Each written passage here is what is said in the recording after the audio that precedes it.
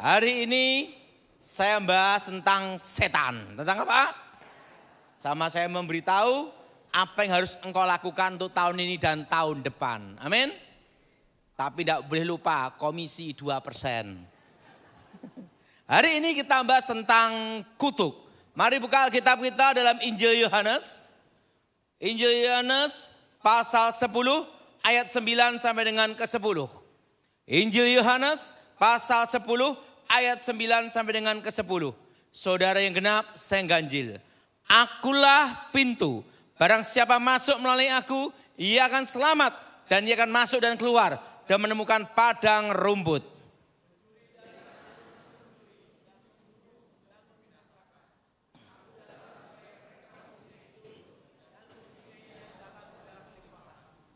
Tuhan Yesus datang dalam kehidupan kita.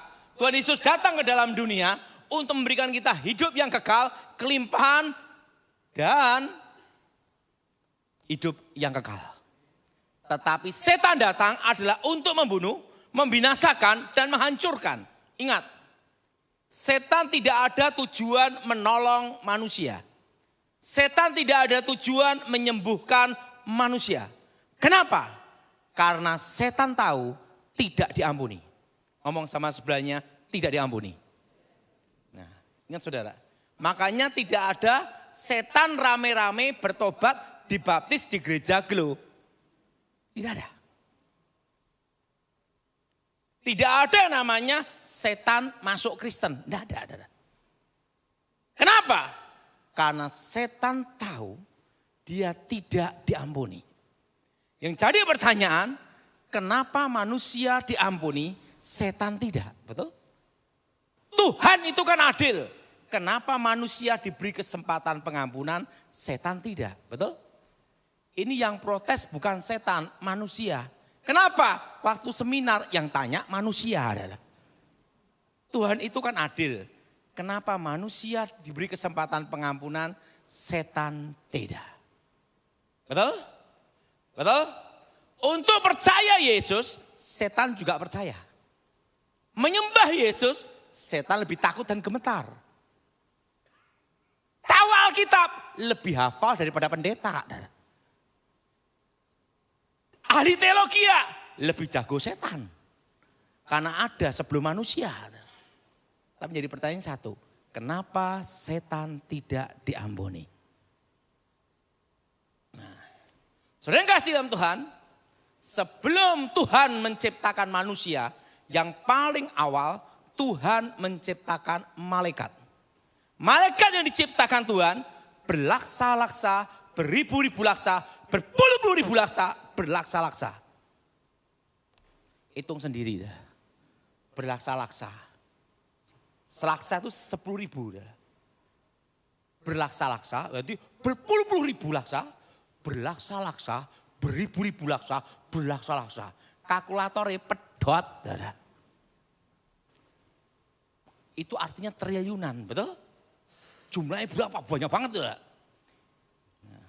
Dan di situ pula diciptakan malaikat terkuat. Yang pertama adalah Mikael. Siapa saudara? Jenderalnya Tuhan. Yang kedua adalah Gabriel, penghulu para malaikat. Dan yang ketiga adalah Lucifer.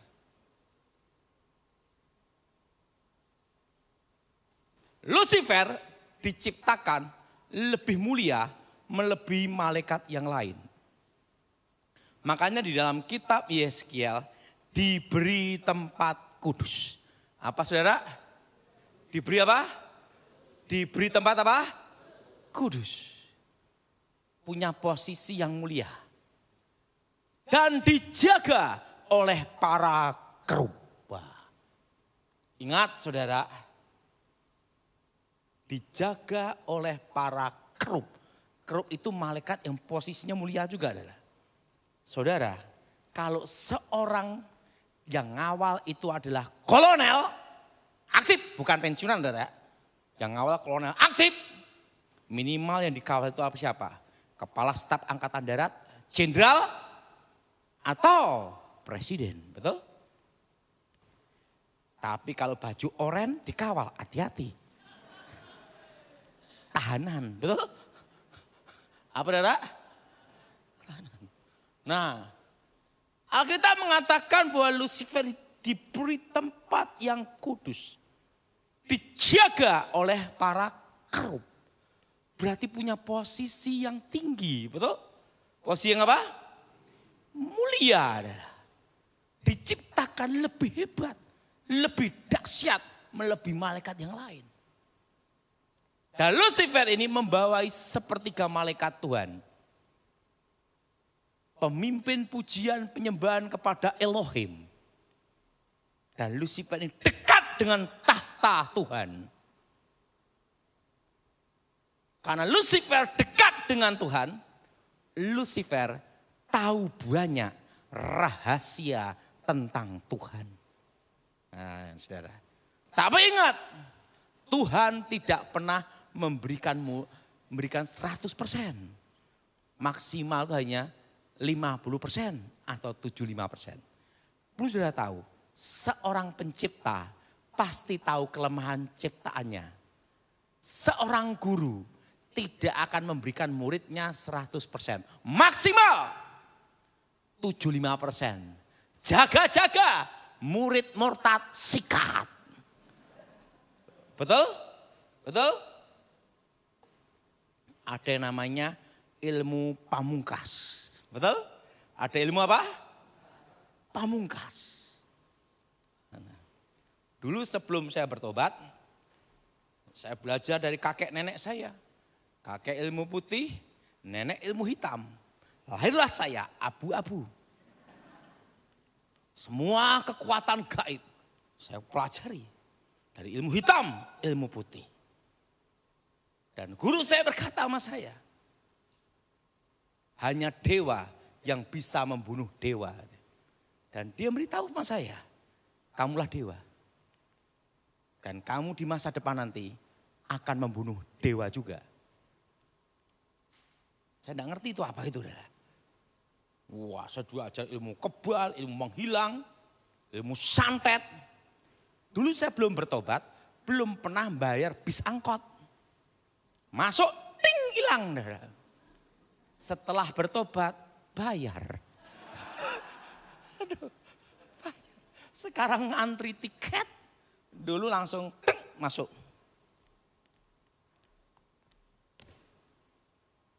Dulu. Aduh, ada lagi. Nah, sebelum bertobat ya, saya tuh kebal senjata. Dan kekuatan kebal saya senjata beda dengan kebal yang lain. Kenapa? Kebal saya itu kebal sempurna karena perjaka ting-ting. Kalau selama bukan perjaka ting-ting itu tidak bisa kebal sempurna. Waktu saya masih SD, saya diminta ngawal presiden, saudara. SD, saudara. Saya latihan terus juga, bengep juga, capek juga. Mau keluar dari tempat perguruan. Datang utusan dari presiden. Zaman itu Pak Harto. Waktu itu diusulkan sama, seingat saya namanya Sujono Umardani. Sujono. Wah, namanya Sujono siapalah saya lupa ya. Langsung. Kakek saya disuruh ngawal, dia enggak mau karena udah tua. Dan saya kan masih SD, udah capek juga latihan, butak. Bayangin di sana makannya susah ya. Kalau keluar dari tempat perguruan kan makannya enak, betul dah. Enggak harus puasa terus, betul? Nah di situ makannya kembang kempis ya dah. Pertama saya disuruh buka mulut. Buka mulut! Sama ajudan itu dah. Ya saya suruh buka mulut, enggak ngerti dah. Buka mulut, pistol itu. Masukkan mulut dah. Dek, duar. Keluar asap. Langsung gini, ngomong ke presiden. Muridnya kebal sekali. Karena apa? Orang bisa kebal badan, tapi tidak bisa kebal mulut. Hanya punya ilmu sempurna yang bisa kebal mulut. Mulut sini kebal semua, mata sini kebal semua. Setelah menguasai ilmu besi kuning, kebal semua senjata. Saya pikir tidak ada lawan. Tapi guru saya sebelum meninggal ngomong sama saya. Seluruh tubuh kamu kebal segala senjata. Tapi ada satu titik kelemahan yang tidak bisa kamu lindungi. Yaitu apa? Telapak kaki ada setitik hitam. Ini adalah kelemahan saya dulu. Ini loh. Di sini ada titik hitam adalah. Nih. Karena waktu melajari ilmu pamekang jagat, energi masuk tembus ke bumi. Adalah. Dia ngomong, itu titik kematian kamu. Kamu kena situ, selesai. Tapi ingat, untuk tahu rahasia kelemahan saya, itu sulit. Yang tahu hanya Tuhan, saya dan guru saya. Betul?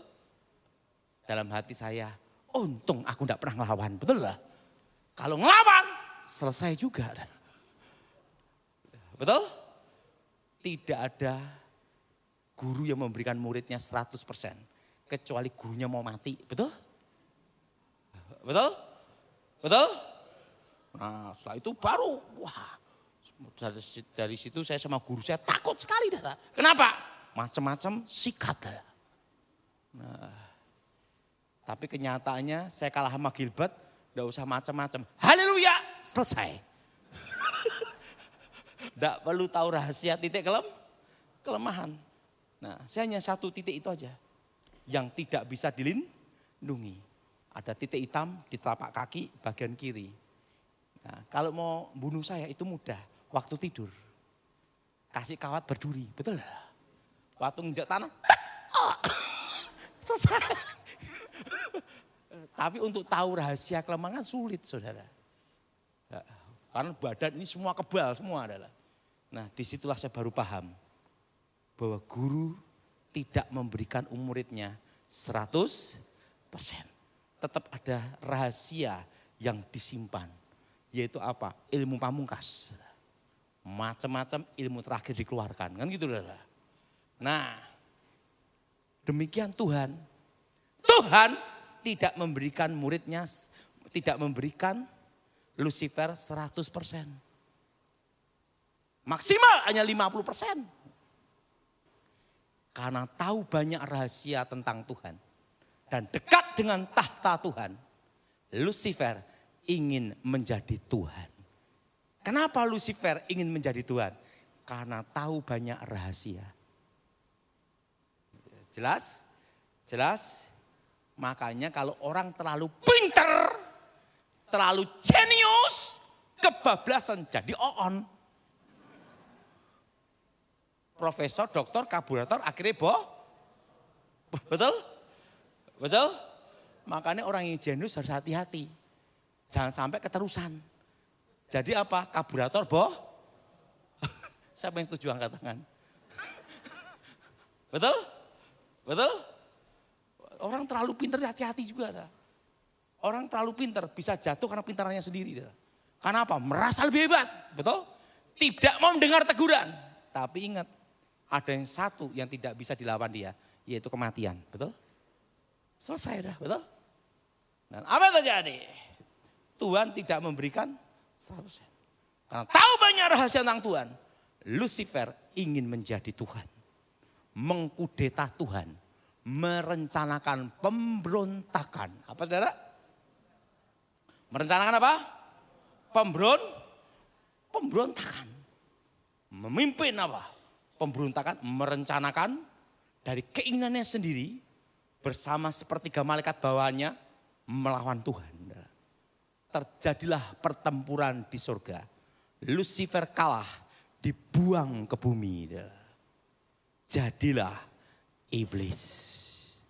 Ngomong sama sebelahnya, kamu bukan iblis. Jelas? Jelas? Dosa yang pertama kali terjadi bukan di bumi, tapi di surga. Jelas?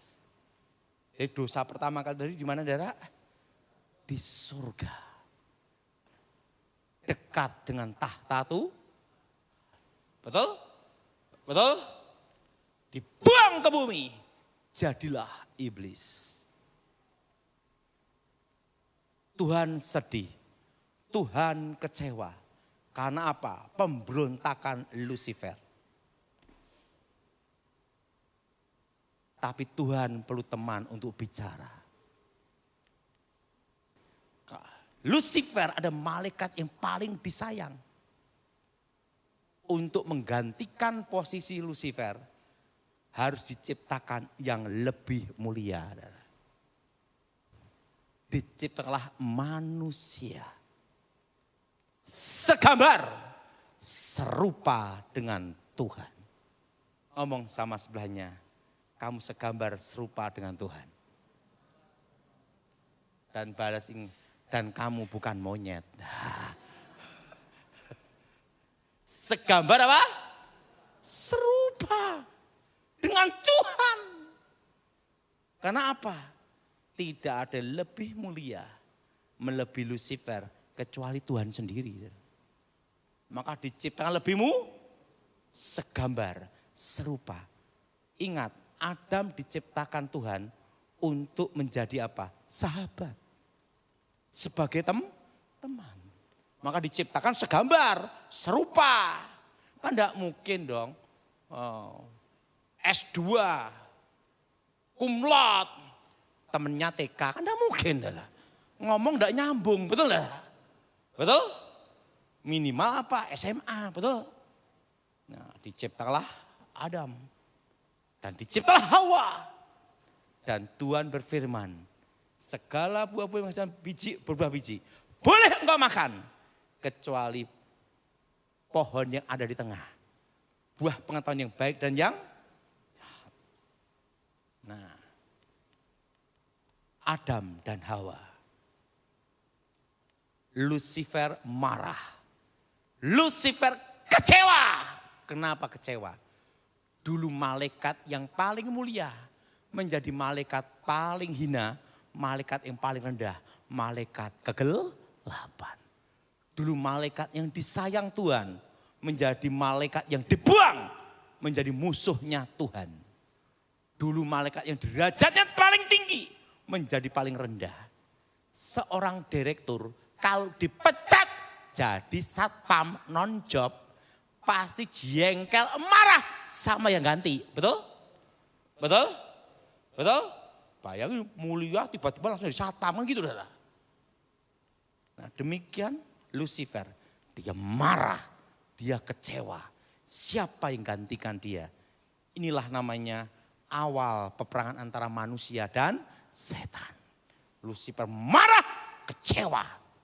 Siapa yang disayang Tuhan? Siapa yang menggantikan dia? Manusia, Adam. Di antara binatang yang di darat, yang paling cerdik adalah ular.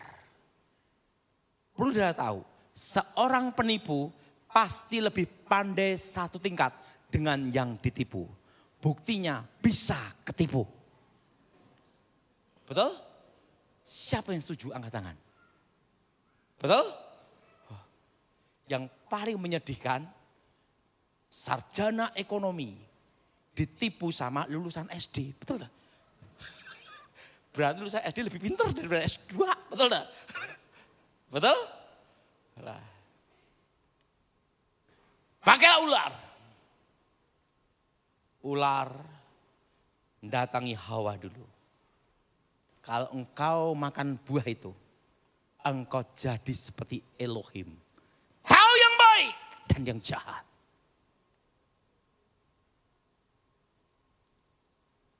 Hawa menemui Adam.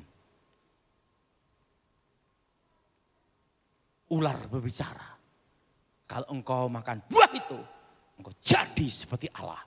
Tahu yang baik dan yang jahat. Adam dan Hawa jatuh dalam dosa. Dosa ingin menjadi Allah. Menjadi Elohim. Yang jadi pertanyaan, kenapa manusia diampuni, diberi kesempatan, setan tidak? Betul? Betul? Betul? Ingat, Lucifer memberontak melawan Tuhan, mengkudeta Tuhan dari keinginannya sendiri merencanakan pemberontakan dan mengkudeta Tuhan. Beda dengan manusia. Manusia tidak merencanakan pemberontakan. Manusia tidak ada keinginan melawan Tuhan. Tapi manusia digoda setan untuk melawan Tuhan. Beda, saudara. Kasus pembunuhan. Pembunuhan berencana. Hukumannya berat. Maksimal mati, minimal seumur hidup. Pembunuhan tidak berencana. Spontan. Pembelaan diri. Atau tidak merencanakan. Ada keringanan. Betul? Tapi kalau pembunuhnya orang gila, bebas. Orang gila. Hakim tidak bisa mengadili orang gila. Kalau hakim bisa mengadili orang gila, hakimnya betul? Siapa yang setuju angkat tangan? Jadi orang gila lebih apa? Sakti. Hakim tidak bisa mengadili orang gila. Makanya pembunuhan, yang bunuh siapa? Orang gila. Hakim begini. Kenapa diadili sama bingung nih, gimana ngadilinya? Ingat, manusia tidak merencanakan. Maka manusia diberi kesempatan pengampunan. Ngomong sama sebelahnya, pengampunan. Jelas? Keturunan perempuan itu meremukkan ular, kepala ular. Ingat saudara, kenapa Elohim jadi manusia? Ingat, untuk menebus manusia harus lebih mulia. Makanya Elohim tidak mengutus malaikat menebus manusia. Kenapa? Ingat, manusia diciptakan melebihi malaikat. Bagaimana nebusnya? Harus Elohim, Tuhan sendiri yang datang ke dalam dunia. Karena yang bisa menebus mulia harus lebih mulia. Siapa yang setuju angkat tangan, saudara? Ingat saudara, untuk menebus mulia harus lebih mulia. Dan tidak ada yang lebih mulia melebihi manusia. Kecuali Tuhan sendiri. Itulah makanya Elohim jadi manusia. Pada mulanya adalah firman. Firman itu bersama-sama dengan Elohim. Dan firman itu adalah Elohim. Kenapa? Karena tidak ada lebih mulia melebihi manusia kecuali dia sendiri. Siapa yang setuju angkat tangan? Untuk menebus itu harus lebih mulia. Dan untuk menebus manusia harus jadi manusia. Tidak mungkin jadi monyet, betul? Untuk menebus manusia harus jadi dan harus lebih mulia. Tanpa dosa, tanpa celah, tanpa noda, dan posisi berkuasa lebih mulia. Datang ke dalam dunia. Jadi manusia. Ingat saudara, setan tidak ada tujuan menolong manusia. Dan setan tidak ada tujuan menyelamatkan manusia. Kenapa? Karena setan tahu dia tidak diampuni. Kenapa tidak diampuni? Ingat, merencanakan. Jelas saudara? Mengkudeta Tuhan. Manusia diberi kesempatan untuk apa? Pengampunan. Dengan cara apa? Penebusan. Siapa menebus? Tuhan yang jadi manusia. Kenapa harus Tuhan? Karena tidak ada lebih mulia melebihi manusia kecuali dia sendiri. Amin. Nah, satu itu.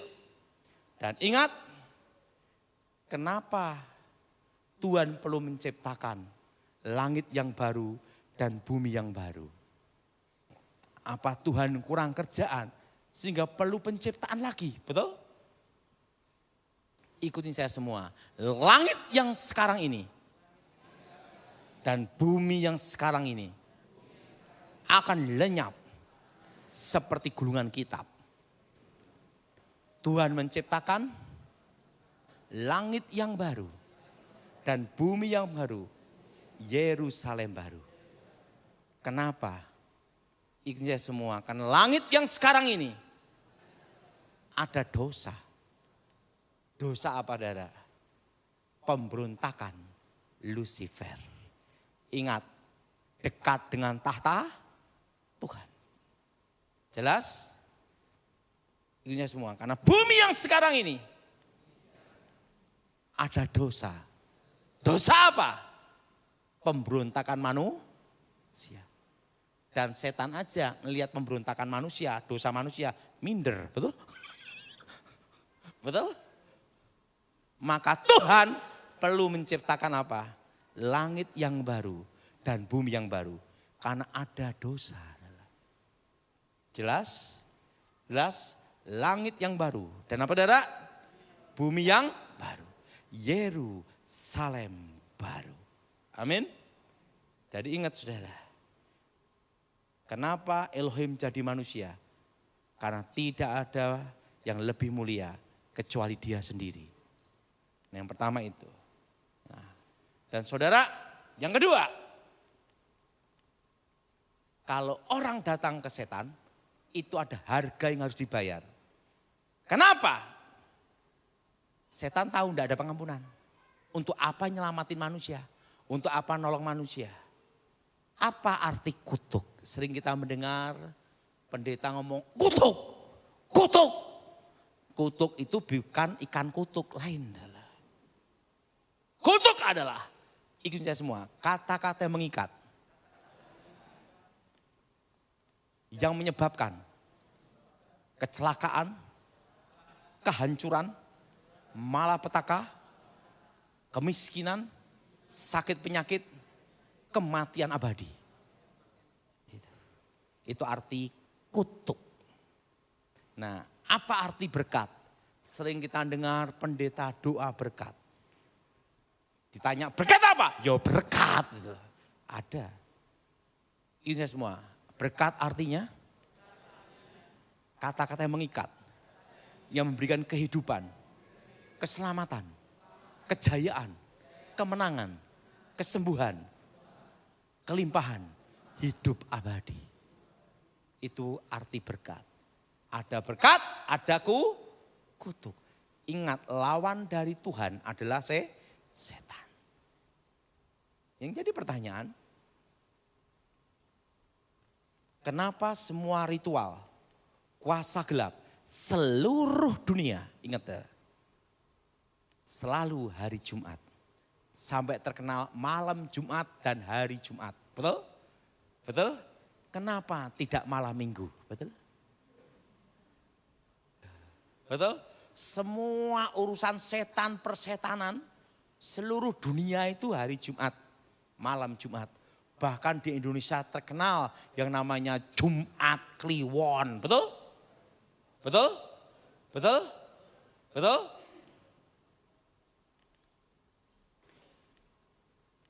Ingat, yang disebut Sabat Yahudi itu hari Sabtu, hari ke-7.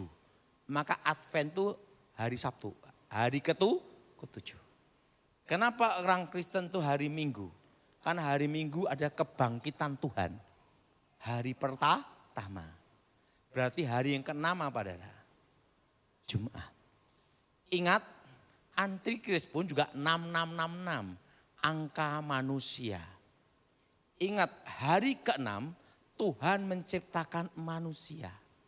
Dan Tuhan memberikan blessing, memberikan berkat kepada manusia. Yaitu apa? Beranak cuculah, kuasai bumi. Setuju angkat tangan, saudara? Hari ke-6 Tuhan memberkati manusia, beranak cuculah, kuasai bumi. Artinya itu blessing, berkat untuk masa depan. Betul? Demikian setan. Lawan dari Tuhan adalah setan. Menggunakan hari ke-6 untuk mengikat kutuk dengan manusia. Kutuk apa? Masa depan.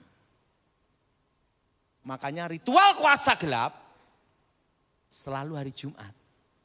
Karena itu mengikat anak cucu. Kutuk itu dari atas ke bawah. Anak cucu. Tidak ada kutuk tumbal mertua. Kalau ada kutuk tumbal mertua, mertua ditumbalkan semua. Mau menantu, betul? Kutuk itu dari atas ke bawah.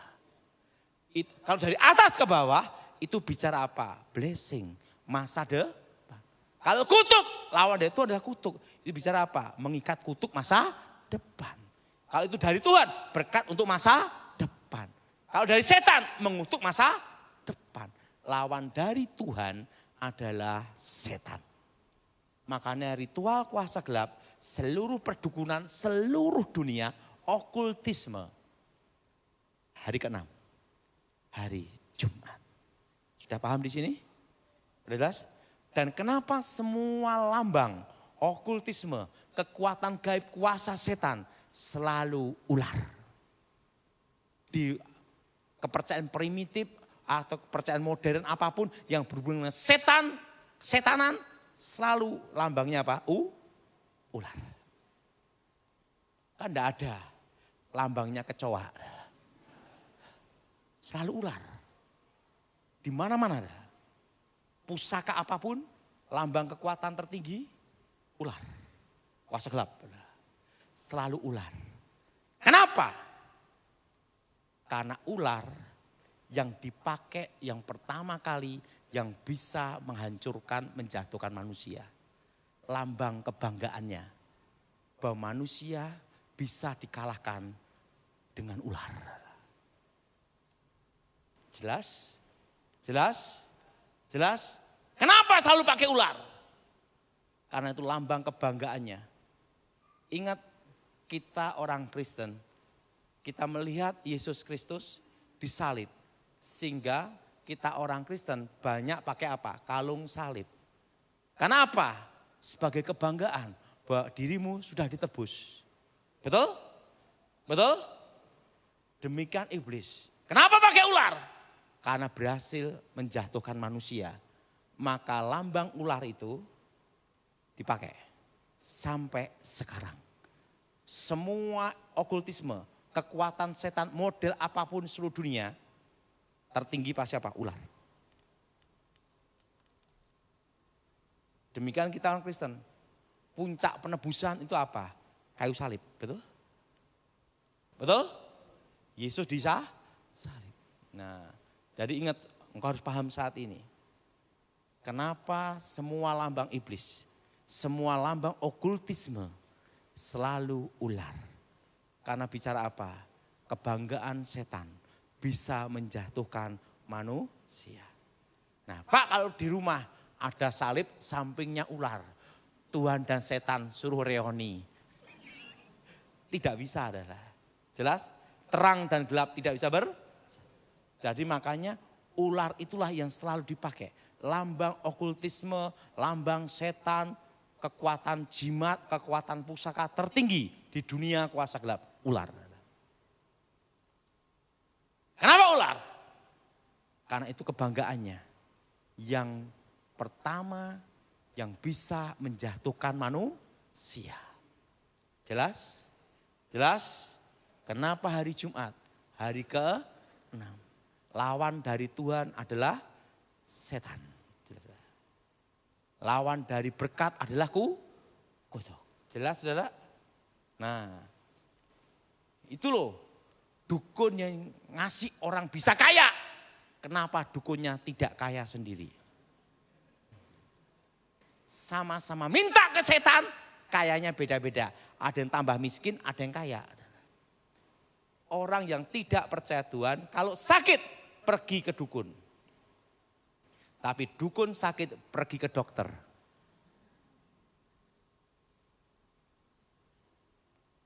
Itu loh kalau mau naik pangkat ke kuburan keramat. Kenapa juru kuncinya nganggur? Tidak naik pangkat sendiri, betul? Karena ada resiko. Ada harga yang harus dibayar. Ingat, setan tidak pernah memberi manusia gratis. Kenapa? Karena setan tahu tidak ada pengampunan. Sebelum saya bertobat, Kita ini tahu rahasia namanya keadilan yang maha kuasa. Bahwa manusia di bawah kolong langit ini diberinya rezeki, berkatnya masing-masing.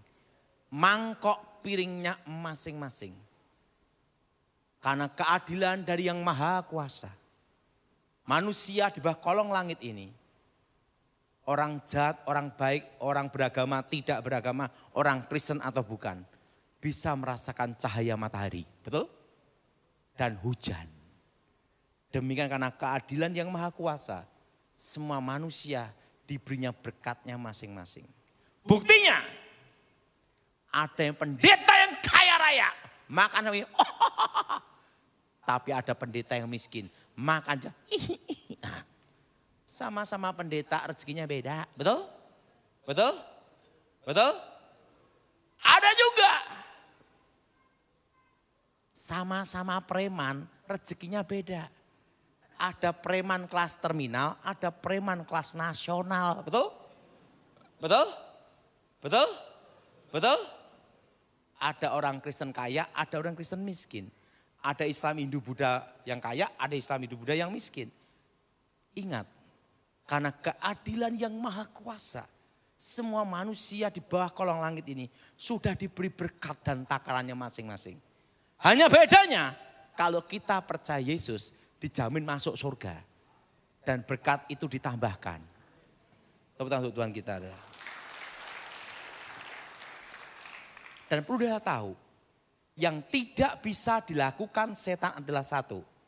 Menciptakan yang tidak ada menjadi ada. Apa bedanya setan dengan Tuhan? Ada. Bedanya Tuhan menciptakan yang tidak ada menjadi ada. Yang tidak bisa dilakukan setan adalah apa? Menciptakan yang tidak ada menjadi ada. Kalau orang pergi ke dukun, pergi ke kuasa gelap, itu rezeki anak cucunya dipindah orang tuanya. Jelas? Jelas? Kalau rezeki anak cucunya itu miskin, tukang becak, sekalipun minta sama setan tetap becak. Tapi rezeki anak cucunya besar, orang tuanya kerja apapun berhasil. Tapi kutukannya ada, harga yang dibayar ada, tidak bisa menikmati kekayaan itu. Rezeki anak cucu dipindah orang tuanya. Setelah orang tuanya mati, anak cucunya kerja apapun gagal, habis bangkrut. Kenapa? Karena rezekinya diambil dulu sama orang tuanya. Maka Alkitab berkata, setan itu pencuri. Mencuri berkat, mencuri damai sejahtera, membunuh dan membinasakan. Nah, coba bangkit berdiri sini. Situ.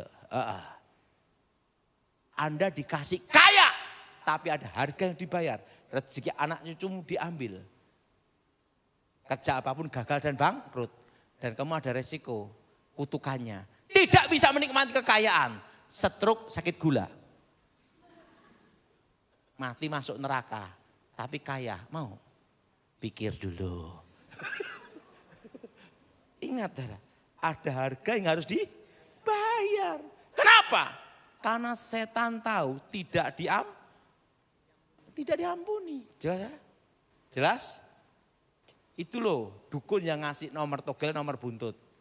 Dia kan tahu besok nomornya berapa. Kenapa tidak beli sendiri, betul? Siapa yang tidak perlu uang? Ingat, pendeta pun perlu uang loh, saudara. Buktinya bayar listrik tidak bisa berkata, haleluya lunas. Kan tidak. Harus bayar, betul? Betul? Betul? Itu loh dukun yang ngasih nomor, besok keluar nomor berapa. Kenapa tidak beli sendiri? Kan tahu nomornya. Nah, coba Bapak ini berdiri ya Pak. Bapak dikasih 4 angka, besok keluar itu, tepat. Tapi ada resiko, seumur hidupmu kerja apapun bangkrut, sial. Dan utang terus sampai wajahmu jadi utang. Dan miskin seumur hidup. Tapi nomor 4 angka besok keluar, mau? Pikir dulu. Ingat, ada harga yang harus dibayar. Setan tidak memberi manusia gratis. Kenapa? Karena setan tahu tidak diampuni. Makanya orang kena setan pergi ke setan. setan ketemu setan, ketemulah reoni, betul tidak? Kenapa setan tidak mau menolong manusia? Karena dia tahu tidak diampuni, jelas. Untuk apa? Kayak orang pasang susu. Tujuannya kan untuk supaya suaminya ini, supaya ini, itu ada resikonya. Anak cucunya yang kawin pasti cerai. Dan jadi banyak perawan tua, perjaka tua, expired kadaluwarsa. Dan nanti orang tuanya mau mati juga susah. Tolak langit, tolak bumi, tidak bisa menikmati. Ada harga yang harus dibayar.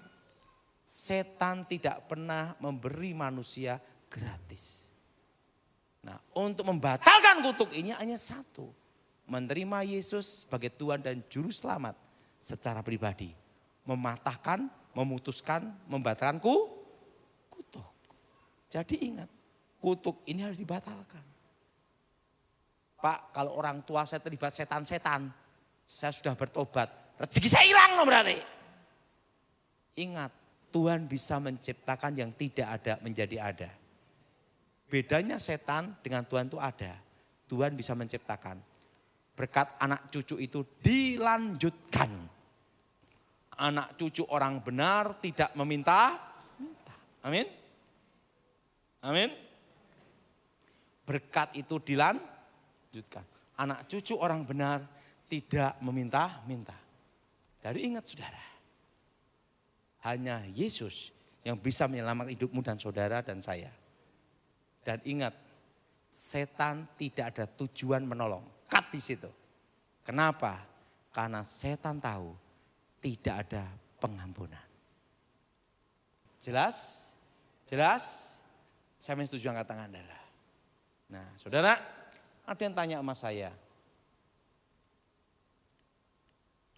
Pak Daud, waktu itu masih ingat enggak? Saya khotbah di Glo tahun 2023. Waktu itu saya khotbah, saya memberitahu. Nanti emas akan tembus 2 juta di tahun 2025. Yang masih ingat angkat tangan. Yang lupa angkat tangan. Dan tahun 2023 saya khotbah di sini juga. Bahwa kita masuk resesi ekonomi dan puncak inflasi nanti di 2026. Yang masih ingat angkat tangan. Itu di media sosial ada semua. Itu saya beritahu di media sosial itu 2020. Kalau di gereja 2023, di gereja Glo. Saya memberi pesan satu penting untuk saudara semua. Waktu itu tahun lalu saya beritahu kita masuk resesi ekonomi itu di bulan Maret. Sebelum dan sesudah Lebaran. Masih ingat? Ya masih ingat angkat tangan adalah. Dan nanti tepat bulan 6, bulan 7 akan stuck. Inflasi dan deflasi akan bertemu. Harga-harga naik, daya beli turun. Dan saya beritahu pada saudara semua, di tahun 2030, catat itu, Indonesia akan mulai masuk hiperinflasi. Itu di tahun 2030. Jadi saudara-saudara siapin semuanya. Uang yang kamu pegang hari ini 10 juta. Mau pegang ini, tidak kamu apa-apain. Angkanya di tahun 2030 tetap 10 juta. Tapi nilainya tinggal 1 juta. Inflasi. Waktu saya berkata Indonesia akan masuk inflasi di 2026, orang bingung. Gejalanya gimana? Betul? Perang Iran, betul? Maret, harga-harga naik. Yang tidak naik harga diri, betul? Betul? Nah sekarang saya beritahu. Bulan 6, bulan 7. Bulan depan kita udah masuk apa? Puncak dan puncak inflasi dan deflasi. Kalau hanya inflasi aja, tapi ada yang daya belinya bagus, enggak ada masalah. Kendalanya udah inflasi, deflasi. Daya belinya turun. Dan ini makanya saya beritahu pada jemaat Glo semua. Supaya apa? Tidak utang bank. Ya masih ingat angkat tangan dah. Kenapa tidak boleh utang bank? Karena kondisi ekonomi seperti ini, Indonesia itu baru dipulihkan 2032. Kalau engkau utang bank, siap-siap makan dan minum kelapa kopior. Jelas saudara? Kecuali engkau bisnis pertambangan, beda lagi saudara. Jelas? Jelas? Dan waktu itu 2020 saya memberitahu, Cina akan menguasai ekonomi Indonesia di tahun 2035. Masih ingat? Yang asli datang. Sekarang udah pada datang, betul? Kuliner, masakan Nusantara saja. Jangan Chinese food. Kenapa? Yang asli datang. Udah pada datang ini, betul? Betul? 2020. Dan mulai sekarang jemaat saya beritahu semua. Yang kaya maupun yang miskin. Yang tengah kaya, tengah miskin juga ada juga. Semua berkebun. Udah semua berkebun. Karena 2032 meterai ketiga dibuka. Secupak sedinar. Artinya harga pangan naik. Dan yang berharga adalah emas dan perak. Karena ingat saudara, uang kertas nanti akan drop turun semua. Seluruh dunia. Kembali ke fisik, emas dan perak. Uang kertas bisa trust kepercayaan. Jadi saya beritahu, di 2032, trust kepercayaan itu berkurang. Dan hanya di fisik emas dan perak. Kembali ke dasar sebelum tahun 1971. Sebelum fiat money, fiat dolar. Jadi saudara semua yang punya uang maupun yang miskin maupun yang kaya, yang uangnya tanggung atau setengah, semua berkebun semua. Pak kalau hanya kecil gimana? Pakai polybag atau bekas-bekas botol air mineral. Tanamin cabai, tanamin ini.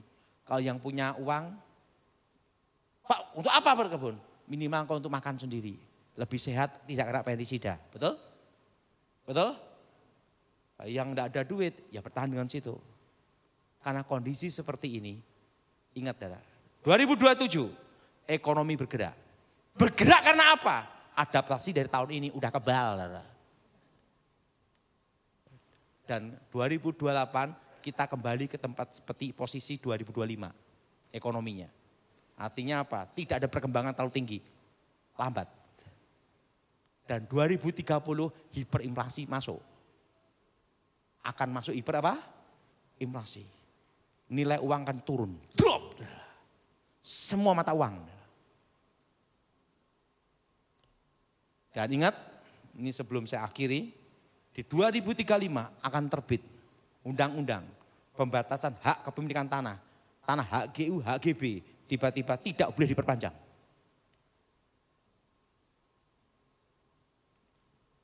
Tapi itu undang-undang berlaku setelah diterbitkan, bukan sebelum.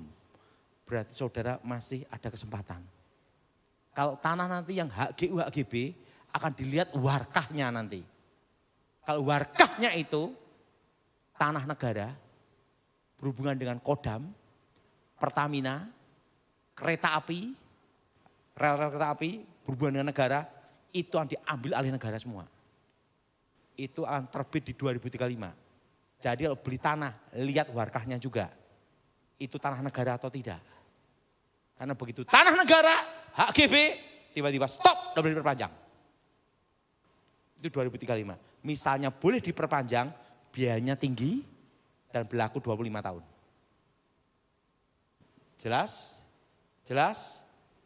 Pak Daud lihat itu tahun berapa? Saya mendapat penglihatan itu tahun berapa? 96. Waktu saya dibawa Tuhan, makanya ada satu konglomerat ngomong gini. Pak Daud, sekarang ini banyak konglomerat, termasuk para pejabat, jenderal, sekalipun menteri, banyak Pak Daud. Sebelum mengambil keputusan, lihat TikToknya Daud Tony. Arah ekonomi gimana? Karena kita tidak punya mesin waktu. Mesin waktu kita tuh Pak Daud. Udah lihat masa depan di surga. Dan dia ngomong gini, semua buku-buku ekonomi ditaruh di belakang di meja atau di lemari Pak Daud. Kenapa? Tidak bisa diprediksi. Dan Pak Daud bicara tentang ekonomi dari tahun 2020, satu pun tidak ada yang meleset. Sesuai semua, tepat-tepat bulan tanggal tepat semua. Pak Daud untuk tahu lebih detail gimana? Ya Pak Daud ke surga lagi, kalau balik. Kalau tidak balik gimana? Lah mesin waktu kita Pak Daud ini katanya. Nah, jadi ingat saudara, puncak inflasi nanti sampai akhir tahun. Jelas? Jelas? Saran saya satu, hidup apa adanya. Saya setuju angkat tangan saudara. Dan yang kedua, berkebun semua. Yang kaya maupun yang miskin. Kalau punya lahan dikit, gunakan untuk berternak ayam petelur. Ayam Elba atau ayam Arab apa, dah. Yang kaya maupun yang miskin. Yang kena PHK, kembali ke kampung halaman, berkebun.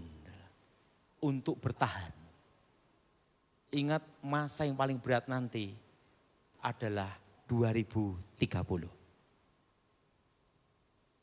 Jelas?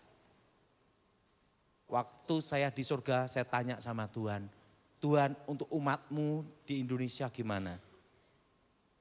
Bahwa aku menyertai umatku sampai sudahan zaman.